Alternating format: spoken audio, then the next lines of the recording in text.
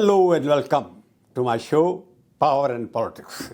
Today we are going to discuss a very serious issue.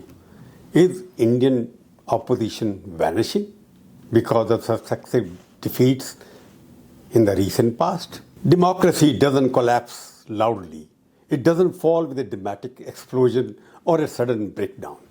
It collapses quietly, slowly, when its challengers stop challenging the establishment, when its opponents stop trying to win, when there is no strong enough to make power sweat. What we saw in Bihar is not just a political defeat. It is a silence of democracy. It is a reminder that India today has power but has no resistance of any kind. The Bihar verdict came like a cold slap across the face of the India bloc, and it hurts not because it was unexpected, but because it was humiliating in its clarity. Bihar was supposed to be about revival. A grand alliance was supposed to prove that the opposition still had life. Instead, a vast political experiment that promised reinvention stumbled again into the same pit of ego battles and disunity. The Bihar election is not just a loss. It exposed the emptiness of a promise. It shows us that the opposition has imagination fatigue. It has no spark left, no voice that can inspire mass hope. And this defeat is not about Bihar alone. It is a signal flare warning us that India today has no viable opposition capable of countering the BJP. And what that vacuum is deepening? Is that right? In Bihar, there was no plan, no face, no message. There was only survival. The India bloc went to voters as a collection of parties trying not to die, rather than a movement trying to change the country.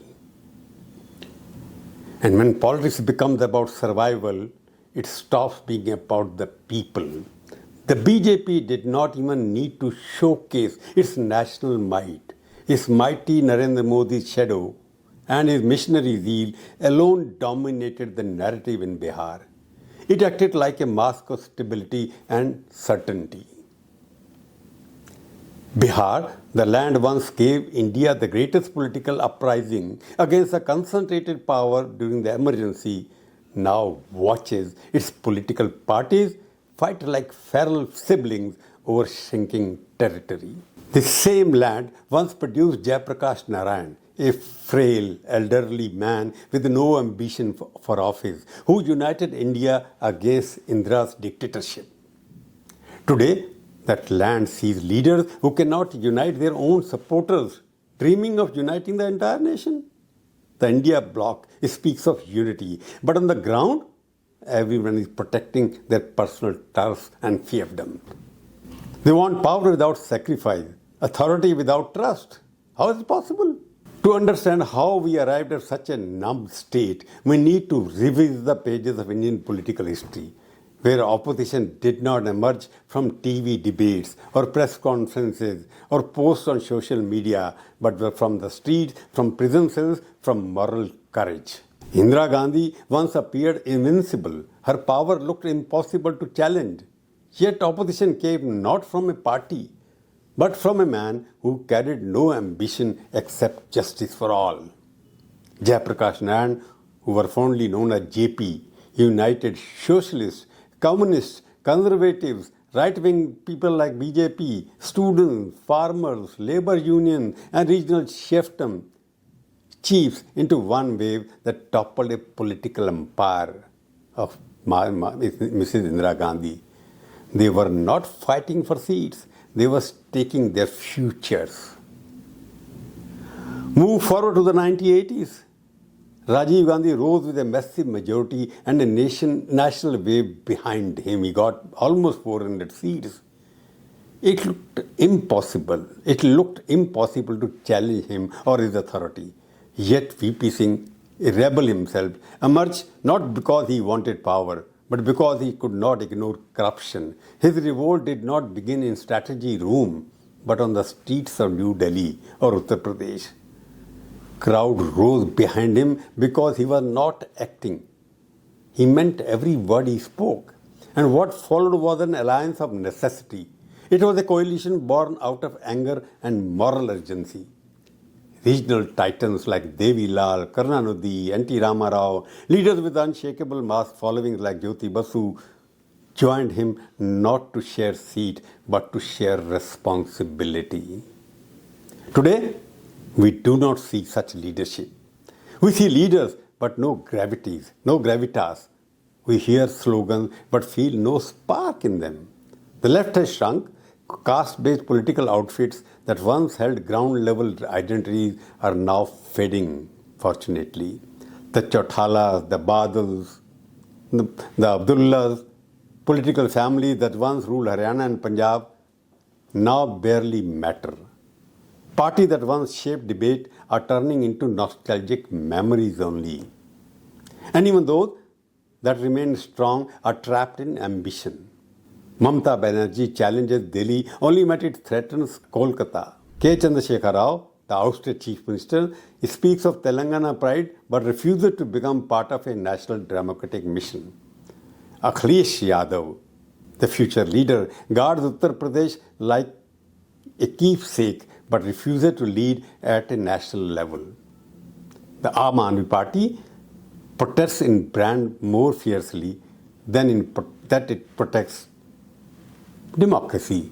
Unity exists only on paper. In reality, every leader wants unity under their own flag. And while the opposition is busy choosing who gets to be king of the shrinking islands, the BJP enjoys the monopoly without even trying. Its organizational strength does not tire. Its central face stands taller than any regional challenger. And most importantly, it has a simple, consistent narrative. Nationalism, stability, development, security. Pure Rashtravad. Whether it is fully achieved or only performed does not matter. It exists. The opposition offers no vision, no alternative agenda, no alternative slogan, only complaints like vote chori. This imbalance is frightening for India. A democracy without opposition is like a body without a heartbeat. When party becomes the constant center of power, institutions slowly deform in its direction. Bureaucracy bends at investigation agencies selectively target. Media acts like a loudspeaker or a mouthpiece for authority.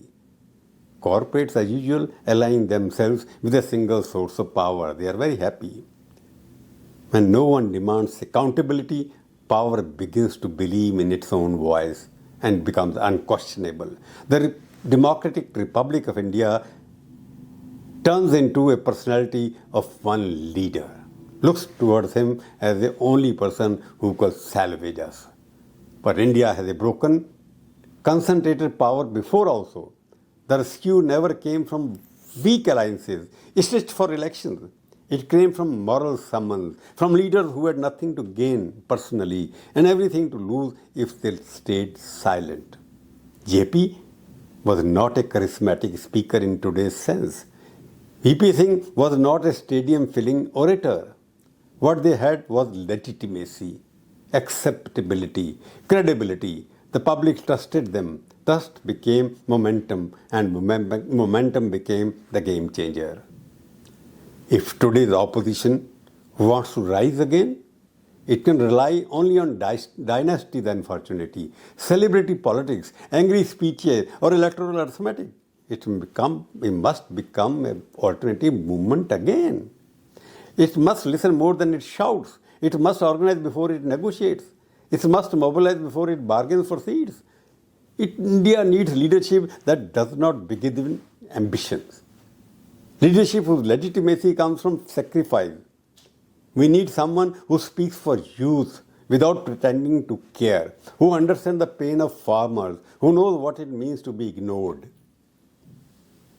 unemployed, marginalized, and excluded. The next opposition may not be built by one messiah.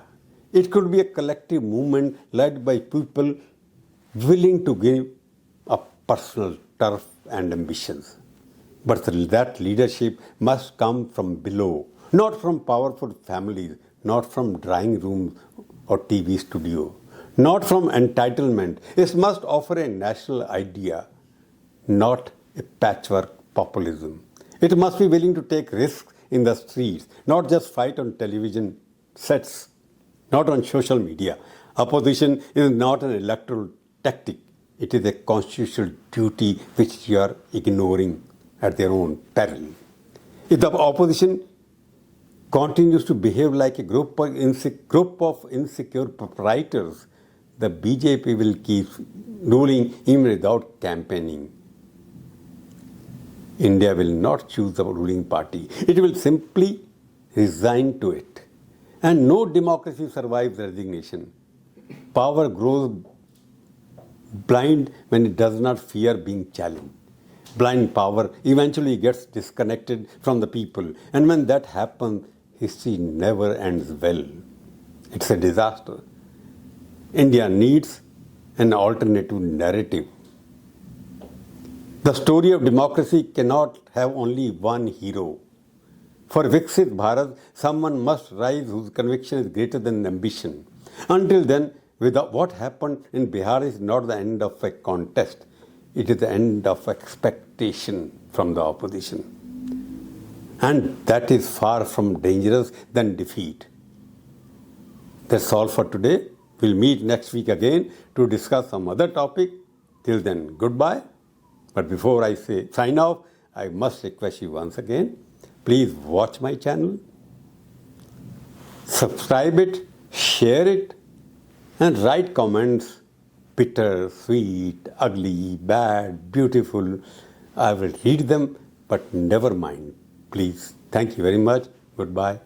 Jai Hind.